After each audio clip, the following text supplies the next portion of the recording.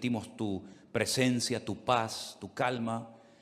Y queremos pedirte ahora humildemente, Señor, que nos ayudes a exponer tu palabra y que sea de bendición para todos y cada uno de nosotros, Dios mío. Te damos muchas gracias porque siempre tu palabra nos habla, nos instruye, nos anima, nos fortalece y queremos pedirte que una vez más sea así, Señor.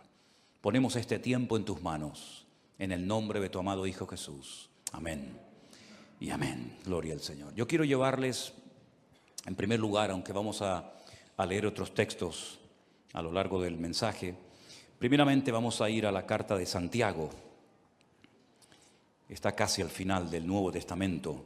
Es una carta muy bonita, donde él habla muy claramente todos y cada uno de los temas que él trata. Es muy directo, muy fácil de entender. Esto no significa de que no sea profundo en su mensaje, pero utiliza un lenguaje tan fácil de entender que cuando uno lee la carta de Santiago uno disfruta muchísimo, porque uno entiende lo que lee. Cuando uno lee la palabra y la entiende, uno disfruta y goza muchísimo, ¿verdad? Él habla de muchos temas a lo largo de esta carta y parece ser que con los ricos estaba un poco picado, ¿eh? A los ricos les habla muy fuerte, porque era una época en la que las clases sociales estaban muy bien diferenciadas y los ricos en aquella época pues afligían a los pobres, e incluso algunos convertidos con mucha capacidad económica iban a las iglesias y pretendían que fueran tratados de una forma diferente, ¿no? En un trato preferencial. Y eso ni al Señor le agrada y a Santiago, pues lógicamente tampoco, ¿no? Y él habla mucho acerca de someterse a Dios, de buscar la sabiduría que viene de lo alto, porque también habla de una sabiduría terrenal, animal y diabólica. Pero habla de la sabiduría que viene de lo alto, la sabiduría que viene de Dios. Que dicho sea de paso, él dice que si algún hermano en algún momento de su vida necesita sabiduría, porque no sabe qué hacer, pues que la pida el Señor. Pero cuando pida, que pida con fe, no dudando. Y el Señor dice que le dará la sabiduría necesaria para, en fin, para tomar la decisión o para hacer lo que le corresponda hacer. Habla acerca de la lengua, habla acerca de la importancia de las obras, en fin, toca muchos temas. Y en cierto sentido, alguien ha dicho, o algunos comentaristas han dicho, que tiene un estilo parecido a los proverbios del Antiguo Testamento, porque salta de un versículo a otro, tocando un tema, tocando otro tema, y a veces parece como que pierde el hilo, pero luego lo retoma. Es una carta muy interesante, es una carta muy bonita. Hay varias personas en el Nuevo Testamento que tienen el nombre de Jacobo o Santiago. El Señor Jesucristo tenía un hermano que se llamaba Santiago. Estaban Santiago los hijos de Zebedeo, estaban Santiago los hijos de Alfeo.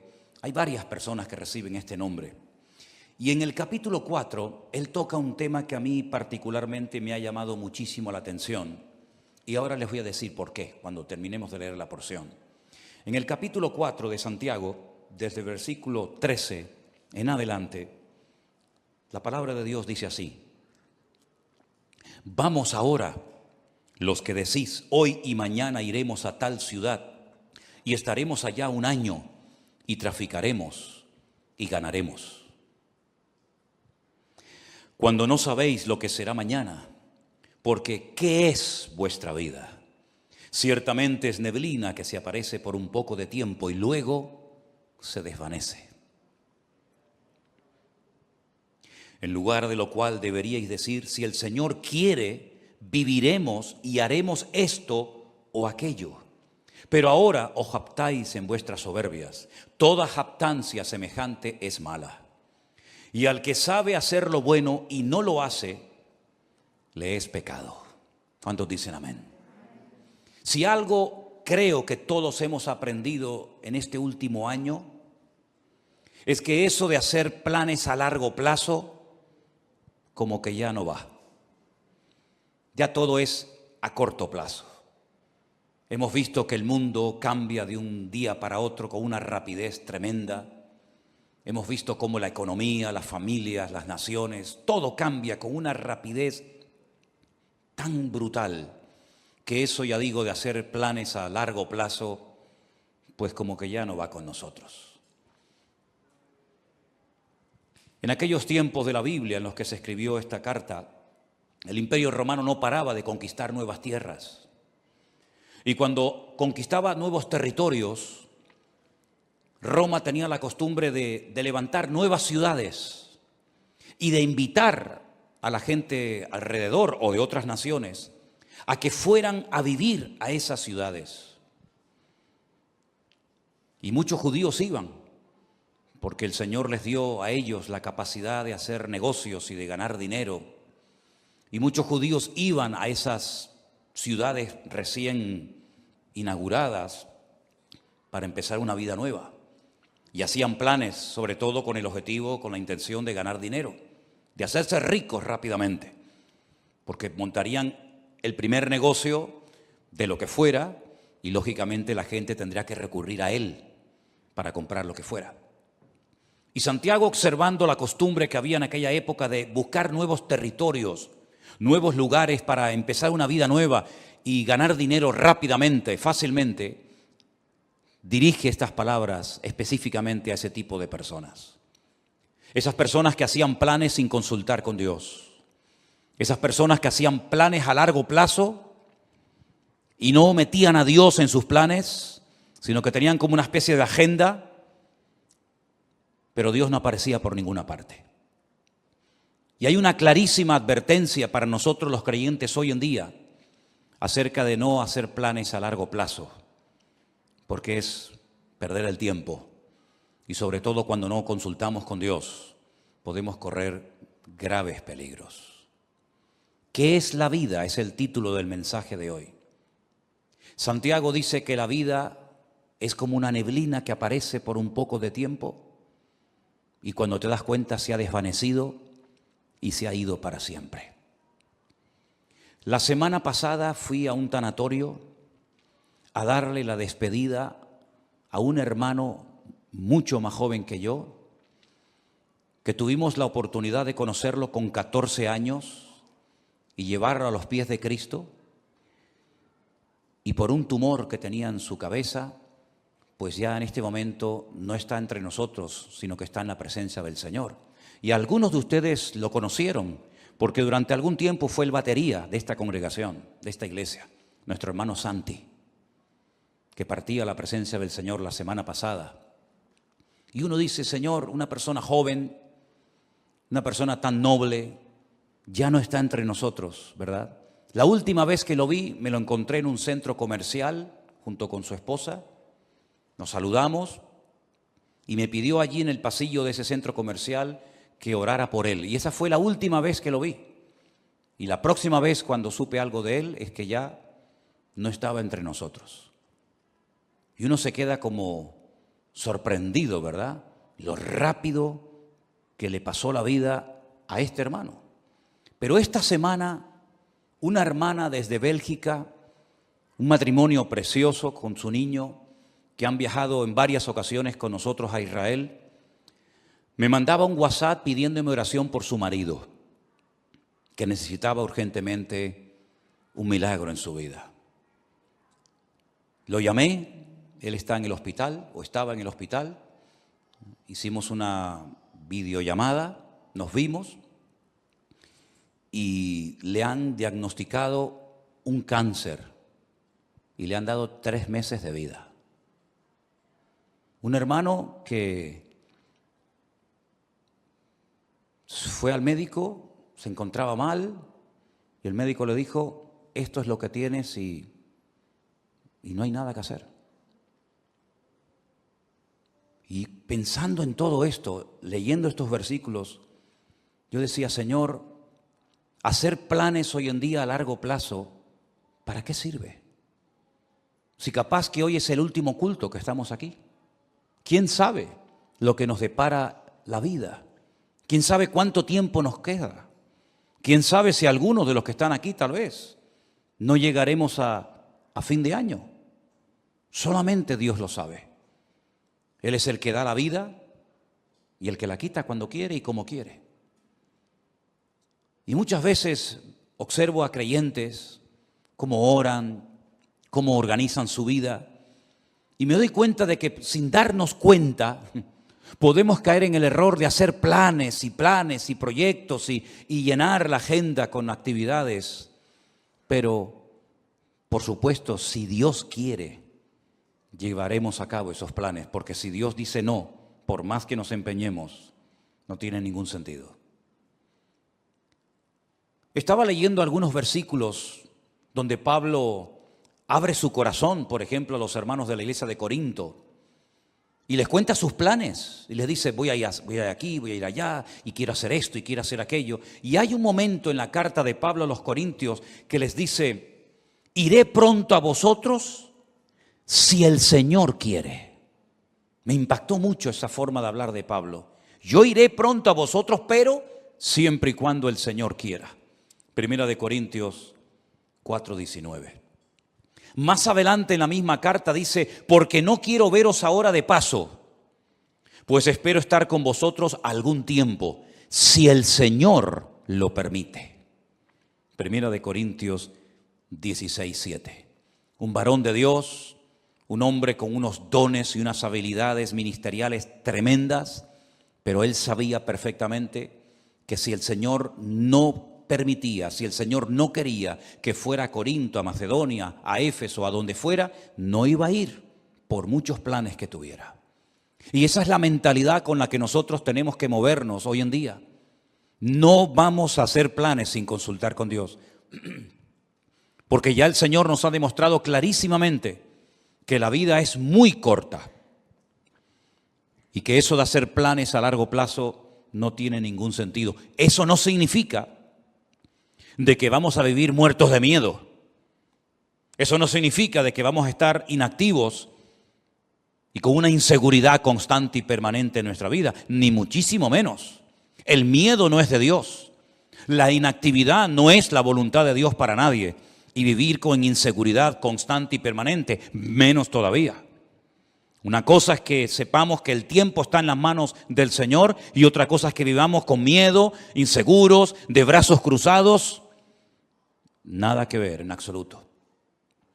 El futuro no está en nuestras manos. No controlamos el factor tiempo. ¿Saben ustedes, hermanos, que hay 533 versículos en la Biblia que hablan acerca de la importancia del tiempo? 533 versículos. Y hay un capítulo casi entero, que es el famoso capítulo 3 del libro de Eclesiastés, donde en 29 ocasiones diferentes Salomón utiliza la palabra et, que es la palabra tiempo. Y él dice que en la vida tenemos que mentalizarnos, estar preparados y reconocer que en la vida hay tiempo prácticamente para todo. Tiempo para morir, tiempo para vivir, para morir, tiempo para sembrar, tiempo para cosechar, tiempo para reír y pasarlo bien y tiempo también para llorar. Y él habla en 29 ocasiones de distintas circunstancias o situaciones en la vida en las que nos vamos a encontrar, porque prácticamente tendremos tiempo para todo. Me llama mucho la atención que Pablo le da mucha importancia al factor del tiempo y llega a decir, aprovechar bien el tiempo, porque los días son malos. También Salomón en esos proverbios, tantos que escribió, hay uno que aprendí hace muchos años que es el 27:1, que dice, no os jactéis del día de mañana, porque no sabes qué traerá de sí el día. No te jactes, como diciendo, bueno, yo controlo el presente, el mañana y el pasado mañana. No te jactes, no hables así, porque tú no sabes lo que va a traer el mañana. El mismo Señor Jesucristo nos enseñó en el Sermón del Monte que no tenemos que estar afanados ni preocupados por el día de mañana, sino que basta a cada día su propio afán. ¿Cuántos dicen amén? Estamos viviendo estos días con mucha expectativa y viendo a ver qué es lo que termina de suceder en este país de Kabul, de Afganistán, cuya capital es Kabul, ¿verdad? Donde hay una especie de calma tensa. Cualquier cosa puede ocurrir en cualquier momento. Fíjense la cantidad de miles y de miles de personas que están desesperadas, tratando de salir como sea de ese infierno. Y creo que fue ayer o antes de ayer, un terrorista suicida se metió en medio de esa multitud y se explotó y murieron 170 personas. Personas que jamás en la vida se les hubiera ocurrido que estando en aquel lugar esperando un avión, una salida, ese iba a ser el último día de su vida. Incluso algunos soldados que estaban ya a punto de salir para su país también perdieron la vida. No somos dueños de la vida, no somos dueños del mañana. Y por eso cada uno de nosotros tenemos que partir de la base de que lo que tengamos que hacer, hágalo pronto, antes de que sea demasiado tarde. También Salomón, que era un hombre que reflexionaba y meditaba sobre tantas cosas, en su libro de Eclesiastés dijo: acuérdate de tu Creador antes de que vengan los días malos, antes de que pierdas la visión, antes de que vengan los dolores, antes de que te quedes ciego, antes de que te vengan los problemas y de la vida, antes de todo eso, acuérdate de tu Creador en los días de tu juventud. Tenemos al Señor presente en nuestros planes y en nuestros proyectos. Una vez escuché una entrevista que le hacían a un famoso cantante, donde decía que tenía su agenda llena para los próximos 5 o 6 años, si no recuerdo mal. Tener la agenda llena para los próximos 5 o 6 años. Y después vino el COVID y todo eso, y seguramente su agenda la tuvo que tirar a la basura. Yo no sé si tú llevas una agenda y unos planes y unos proyectos y unos sueños, pero como no metas al Señor en esos sueños, planes y proyectos, ¿quién te asegura a ti de que vas a poder cumplir con todos tus sueños y con todos tus objetivos? Por eso siempre le digo a la gente: ¿has orado y has consultado con Dios lo que has decidido hacer? ¿O simplemente te has limitado a informar a tus padres, informar a la iglesia, informar a Dios de lo que tú ya en tu corazón has decidido hacer? Esa es una mala costumbre. Por eso Santiago dice que el que sabe hacer lo bueno y no lo hace, está pecando. Y pecamos cuando informamos a Dios de los planes que ya hemos decidido llevar a cabo. Esa no es la actitud de un cristiano maduro. La actitud de un cristiano maduro que quiere agradar a Dios tiene que ser: Señor, esta es tu voluntad. ¿Quieres que haga esto? ¿Quieres que me dedique a esto? ¿Quieres que me quede aquí? ¿Quieres que me vaya para allá? En otras palabras, Señor, no quiero forzar circunstancias. No quiero que respaldes mis planes si no coinciden con tus planes. Que no se haga nunca nuestra voluntad, sino la de Dios en nuestras vidas. ¿Cuántos dicen amén? La vida se pasa volando. Curiosamente, el otro día Miriam estaba así como un poco mosqueada porque no le hace gracia cumplir 25 años. ¡Oh, qué tragedia! 25 años. Qué tremendo, ¿no? Si nos miramos a nosotros mismos, por lo menos en mi caso, no sé en el vuestro, a mí la vida se me ha pasado volando. Ni me he enterado, pero aquí estoy. Aquí he llegado. Pero tal vez por la actividad, tal vez porque hemos estado siempre metidos en las cosas del Señor y no hemos tenido prácticamente tiempo para aburrirnos. La vida pasa tan rápidamente que ahora te paras y dices: Señor, me queda menos de lo que ya he vivido. Incluso en el ministerio, a menos que Dios te dé una fuerza de un toro, lógicamente siempre le queda a uno menos vida de la que ya ha vivido cuando uno llega a ciertas edades, ¿verdad? Por eso qué importante ahora más que nunca, y sobre todo los jóvenes, los que todavía teóricamente tenéis muchos años por delante, que se acostumbren a consultar con el Señor todos los pasos que queréis dar. Porque nadie de nosotros está vacunado en contra de errores, en contra de equivocarnos, sino más bien todo lo contrario. Yo recuerdo pasajes en la Biblia que me han hecho reflexionar mucho, como por ejemplo un día cuando el rey David le comenta al profeta Natán que tiene en su corazón el plan, el proyecto, la idea de construirle una casa a Dios, un templo. Y llega el profeta Natán y le dice: haz todo lo que pongas, lo que sientas en tu corazón, porque Dios está contigo. Y al día siguiente tiene que llegar y decirle: Dios Dios te dice que tú no puedes construir ese templo, sino tu hijo lo hará. ¿Qué había de malo en construir una casa, un templo a Dios? Nada. Pero los planes de Dios no eran que David fuera el que construyera el templo, sino su hijo. Para él su sueño en la vida era construirle un templo al Señor. Además, ya estaban todos los enemigos prácticamente sometidos, derrotados. Todos pagaban impuestos. Había paz en el país, todas las fronteras estaban bien seguras. Era el momento idóneo para comenzar a construir ese templo. Pero el Señor dijo no. Y él se murió con ese anhelo en su corazón de construir esa casa, ese templo al Señor. Pero le preparó todo para que su hijo Salomón lo hiciera. Así son las cosas del Señor. Unos siembran, otros cosechan, unos preparan todos los materiales para la construcción del templo, otros lo construyen.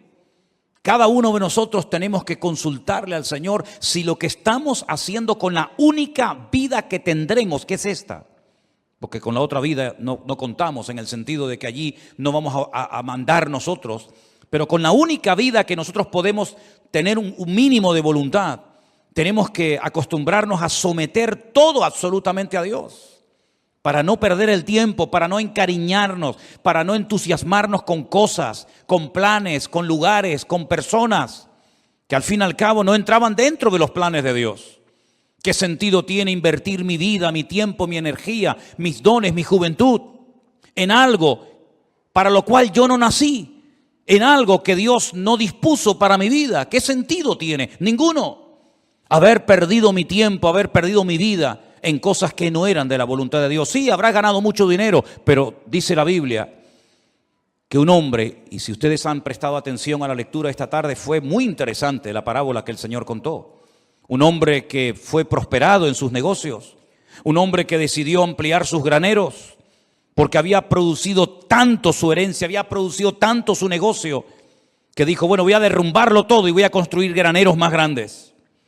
Los derribaré, edificaré mayores, guardaré mis frutos, guardaré todos mis tesoros, todo mi patrimonio. Y cometió una gravísima equivocación. Le habló a su alma, le habló a sí mismo y dijo, alma, muchos bienes tienes guardados para muchos años, repósate, come, bebe y regocíjate. Y el Señor le dice, necio, estás hablando y comportándote como un necio. Tendrás dinero, tendrás mucho patrimonio, tendrás muchas cosas, pero eres un necio. Porque la forma como hablas delata tu inmadurez. La forma como hablas no es de un hombre sabio. ¿Cómo le vas a decir a tu alma que todo lo que has acumulado es para que ahora reposes, comas, bebes y disfrutas de la vida? Si esta noche vienen a buscarte, a pedirte tu alma, ¿qué harás con todas tus riquezas? No te van a servir absolutamente de nada. Absolutamente de nada.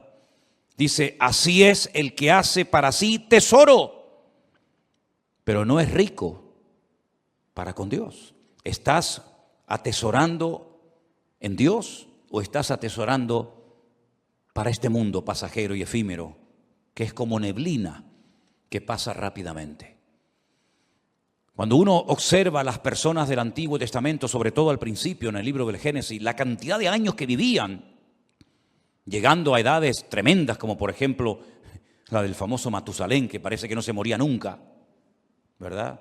100, 200, 300, 400, una barbaridad de años, pero al final, por muchos años que vivieron, todos y cada uno de ellos murieron y partieron a la presencia de Dios. Y por muchos años que podamos vivir en este mundo, tarde o temprano tendremos que reconocer que en este mundo estábamos de paso.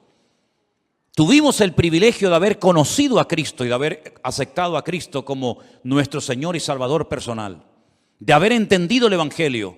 Pero no solamente eso es importante, sino una vez que yo me he convertido, lo cual no es fruto de la casualidad, sino del plan de Dios para mi vida, como aquel sabio hombre, tenemos que decirle al Señor, y ahora que soy salvo, ahora que he entendido el Evangelio, cuando hay millones y millones de personas en el mundo que no saben ni quién eres, jamás en la vida han tenido una Biblia en la mano, y yo dentro de toda esa multitud enorme de personas te he conocido, he entendido la palabra, tengo la Biblia conmigo cada día. Ahora, ¿qué quieres que yo haga? Porque sería absurdo y necio por nuestra parte pensar que me he convertido para nada. Simplemente para no irme al infierno, simplemente para ir a la presencia del Señor. Y el tiempo desde que me convertí hasta que vaya a la presencia del Señor, ¿qué hago? Puede ser que en algunos casos algunos tienen que seguir haciendo y dedicándose a lo que hicieron antes de convertirse. No digo que no. Pero por ejemplo el apóstol Pablo o Saulo de Tarso, recién convertido, tuvo el valor de preguntarle al Señor, ¿qué quieres que haga? Porque teóricamente, lo humanamente, lo lógico hubiera sido volver a Jerusalén, contarle a los que te enviaron que tuviste una experiencia que te cambió la vida y seguir con tu tradición, con tu ley, con tu mundo de rabino, etcétera, etcétera. Pero fue valiente y se atrevió a decirle a Dios, ¿y ahora qué quieres que haga? Y el Señor le dijo, entra en la ciudad y se te dirá lo que debes de hacer. No le habló un ángel. No le habló Dios con una voz audible revelándole el plan para su vida, pero Dios utilizó a un hombre fiel que estaba viviendo en aquella ciudad que se llamaba Ananías. Y Ananías fue, oró por él y le dijo, hermano Saulo, esto y esto es lo que Dios quiere que hagas con tu vida. ¿Tú has tenido esa segunda experiencia? ¿O has tenido solamente la experiencia de haber nacido de nuevo? Gloria a Dios por ella. ¿O has tenido la segunda experiencia de decir, no solamente me convertí, sino que además esperé en el Señor y el Señor me reveló cuál era su voluntad para mi vida? Yo sí la tuve, tanto la primera como la segunda. Le dije una noche al Señor, muy joven, ¿qué quieres hacer con mi vida? Y Él puso en mi corazón y las puertas se me abrieron y las circunstancias se dieron para que yo me preparara. Y en los últimos 40 años de mi vida he estado sirviendo a Cristo, lo cual ha sido la mejor decisión que he tomado en toda mi vida. Y lo que lamento es que no podré tener tal vez otros 40, 50 o 60 años sirviendo al Señor, porque hay tanto por hacer. Hay tantas vidas que aún no han conocido a Cristo. Hay tanta palabra que aún queda por enseñar. Pero gloria al Señor que en la Biblia vemos que uno moría y Dios automáticamente levantaba a otro. Me imagino que para el pueblo de Israel habrá sido una tragedia, una pérdida tremenda el haber perdido a Moisés, porque además ni pudieron enterrarlo, porque se fue una mañana a orar al monte y nunca más volvió, porque dice que Dios lo enterró y nadie sabe dónde Dios lo metió. Y me imagino que algunos habrán dicho, ¿y ahora qué hacemos? El Señor levantó a otro hombre llamado Josué. Amén, hermanos. Y Josué terminó la tarea que Moisés no pudo acabar, que era la de introducir al pueblo de Israel en la tierra prometida y después distribuir la tierra proporcionalmente a todas y a cada una de las tribus, de las familias. Y cuando muere Elías, aquel hombre valiente, aquel hombre que Dios usó tanto, alguien habrá dicho, bueno, ¿y ahora? ¿Ahora cómo Dios nos va a hablar si no hay nadie? Claro que había alguien. Dios levantó a un Eliseo. La tragedia fue que cuando murió Eliseo no hubo otro que se levantara como él. Y hoy en día tenemos que partir de la base de que nos complementamos los unos a los otros. Y uno llega hasta un punto y el otro sigue de ese punto al siguiente y así sucesivamente. Y tenemos que pedirle al Señor, Señor, ¿para qué me has traído a este país? ¿Para qué me has traído a esta iglesia? ¿Por qué he conocido este ministerio? ¿Por qué te he conocido a ti? El otro día paseando por la calle, oía a algunas personas hablar y conversaciones y yo decía, Señor, no sé cómo hoy en día hay gente que es capaz de vivir sin Dios. Vidas huecas, vidas vacías, no tienen tema de conversación, siempre hablan de lo mismo. Pones la televisión y llega un momento que dices, Dios mío, me siento como un bicho raro. Todo lo que oigo es como en otra frecuencia completamente diferente a la que nos tenemos que mover los creyentes. Vemos una necesidad tremenda en Afganistán. Bueno, yo no hablo el idioma de ellos ni mucho menos, pero hasta te entran las ganas de decir, Dios mío, me gustaría ir para allá para poder evangelizarles y poder hablarles de Cristo, ¿no? Y como Afganistán hay 20.000 lugares en el mundo donde hay tanta necesidad y tanta gente que no conoce al Señor. Y después por otra parte te encuentras a un montón de creyentes aburridos, que no le encuentran sentido a su vida, Creyentes que pasan los días, las semanas, los meses y los años, y cuando no le duele aquí, le duele allá, y cuando no le duele allá, le duele por allá, y siempre soy yo, mi necesidad, mi economía, mi dolor, mi artrosis, mi artritis, mi no sé qué. Y yo digo, pero Dios mío, ¿cuándo nos vamos a dar cuenta de que no estamos en esta vida para perder el tiempo? Sino que estamos en esta vida para cumplir con el propósito por el cual tú permitiste que yo naciera y volviera a nacer de nuevo al conocerte a ti.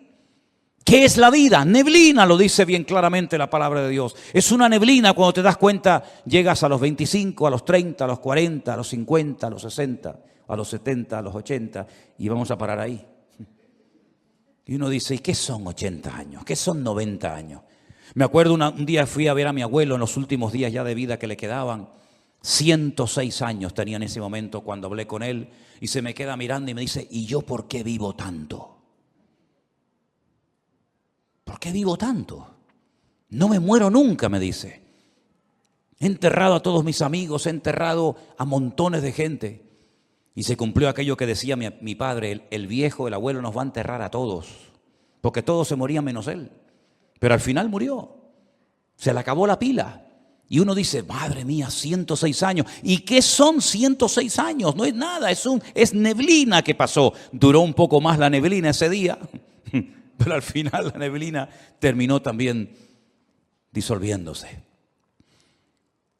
Hay un versículo en la Biblia, en el libro de Eclesiastés, vengan conmigo por favor al capítulo 3, muy interesante, donde Salomón, reflexionando acerca de lo que es la vida, las distintas circunstancias, momentos y experiencias que vamos a tener, él dice lo siguiente: ¿qué provecho tiene el que trabaja de aquello en que se afana? Eclesiastés 3:9. ¿Qué provecho tiene? ¿Cuál es el objetivo? ¿Cuál es la finalidad de aquello en lo que me afano? Dice Salomón, yo he visto el trabajo que Dios ha dado a los hijos de los hombres para que se ocupen de él. Todo lo hizo hermoso en su tiempo y ha puesto eternidad en el corazón de ellos, sin que alcance el hombre a entender la obra que ha hecho Dios desde el principio hasta el fin. Yo he conocido que no hay para ellos cosa mejor que alegrarse y hacer bien en su vida. Y también que es don de Dios que todo hombre coma y bebe y goce el bien de toda su labor. He entendido que todo lo que Dios hace será perpetuo. Sobre aquello no se añadirá, ni de ello se disminuirá, y lo hace Dios para que delante de Él teman los hombres. Aquello que fue, ya es, y lo que ha de ser, fue ya, y Dios restaura lo que pasó. Es como un círculo, ¿verdad? Unos van, unos vienen, unos mueren, unos nacen. Pero las lecciones que el Señor ha grabado a fuego en nuestros corazones en este último año, creo que no tenemos que olvidarlas nunca en la vida. Dios nos está dando oportunidades hoy en día más que nunca para que podamos hacer lo más importante que podemos hacer, que es servir a Dios, servir a su obra y dar la vida en rescate por muchos. ¿Cuántos dicen amén? Nadie de los que están aquí en esta tarde que ha conocido el Evangelio tiene por qué sentirse inútil, que no sirve para nada, que no está capacitado, que no sabe. Déjense de excusas, hermanos. Todos y cada uno de los que estamos aquí hemos sido llamados específicamente por el Señor. Primero para que le conociéramos a Él. Pero ya le conoces, ya está, gloria a Dios. Ahora cada día nos esforzamos, leemos la palabra, estudiamos, oramos, nos congregamos. Eso es normal en la vida de cualquier creyente, el crecimiento, el desarrollo, la madurez, ¿verdad? Pero la actividad propia de cada miembro es insustituible. Nadie puede ocupar tu lugar en el cuerpo, porque cada uno de nosotros tenemos una función que cumplir. Y la Biblia dice que una iglesia sana es cuando cada miembro reconoce para qué está en ese cuerpo, cuál es su función y cuál no es su función. A veces veo gente que se quiere dedicar a lo que Dios no lo ha capacitado, en vez de dedicarse y ocuparse a lo que Dios sí le ha capacitado. No tienen que imitar a nadie, no tienen que frustrarse diciendo, a mí me gustaría cantar o predicar o hacer o ser como aquella otra persona. No, porque no es así como tenemos que movernos en el reino. Tenemos que decirle al Señor, Señor, ¿cuál es mi función? Y dice la Biblia que hay miembros en el cuerpo que parece que no sirven para nada, pero a la hora de la verdad son a veces los más necesarios. Y hoy en día necesitamos un ejército de hombres y mujeres que pasen tiempo orando a Dios. Hay tantas necesidades.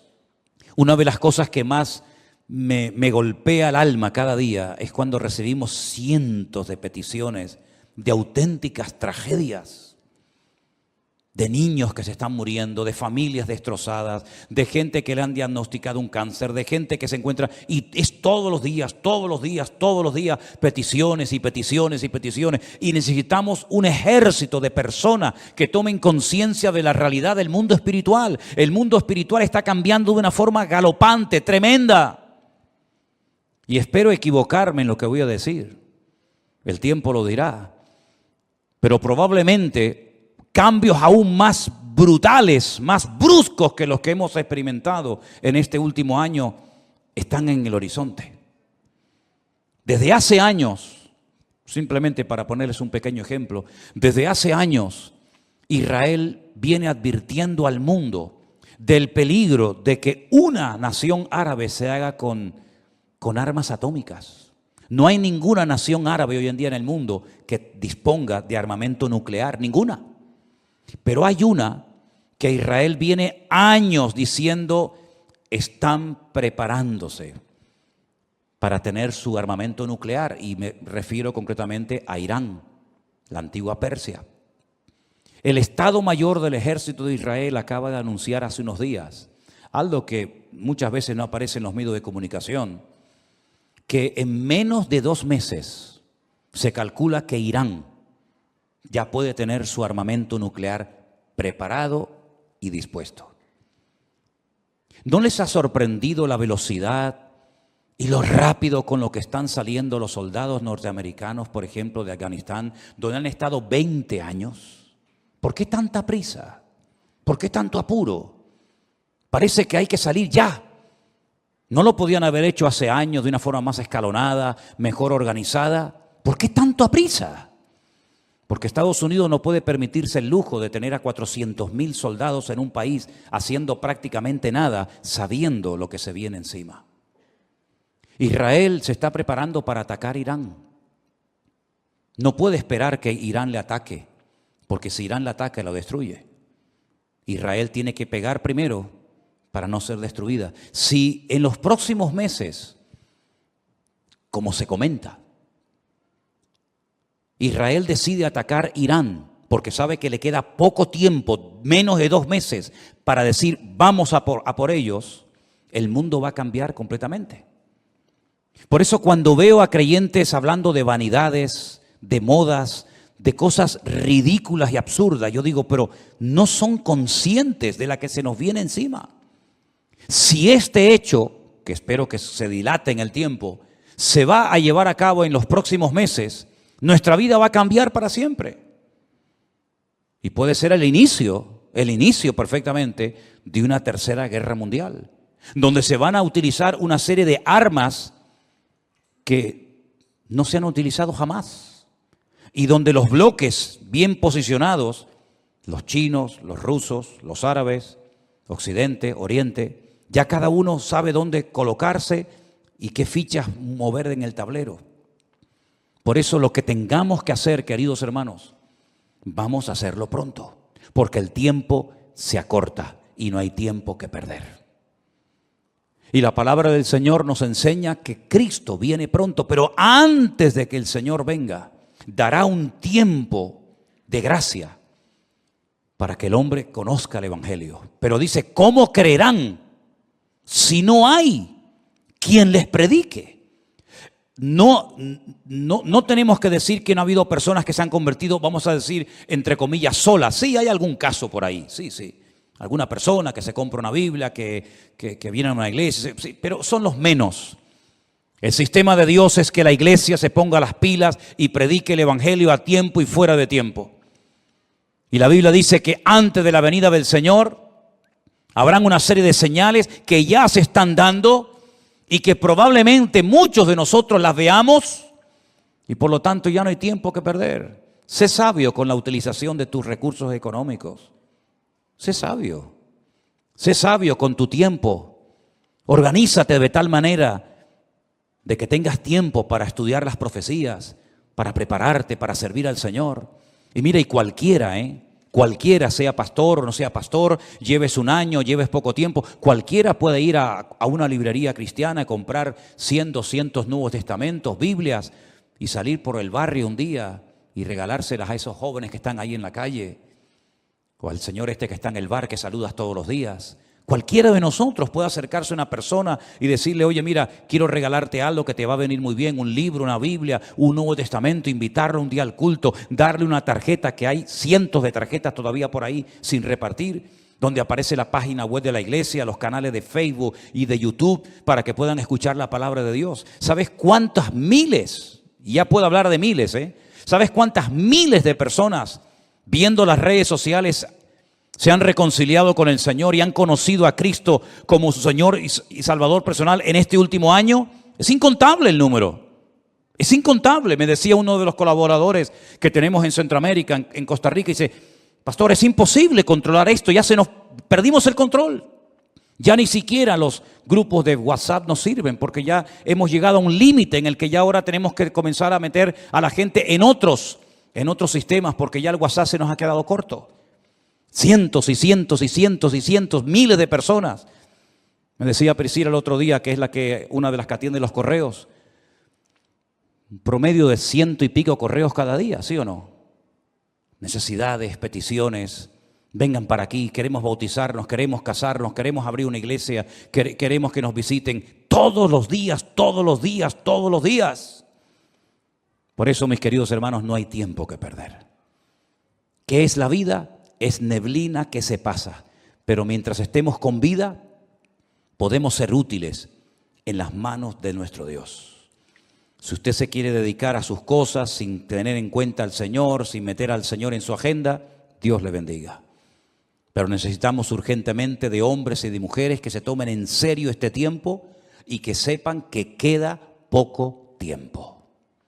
Ya sé que es como un tópico, ¿no? La iglesia viene diciendo, los predicadores, los pastores, venimos diciendo hace años que queda poco tiempo, pero hermanos, hay que ser ciego, hay que ser una piedra para no darse cuenta de que nuestro mundo se está cayendo a pedazos. Cualquier momento que pongas la televisión te das cuenta de que el mundo está perdido. Sodoma y Gomorra está por todas partes.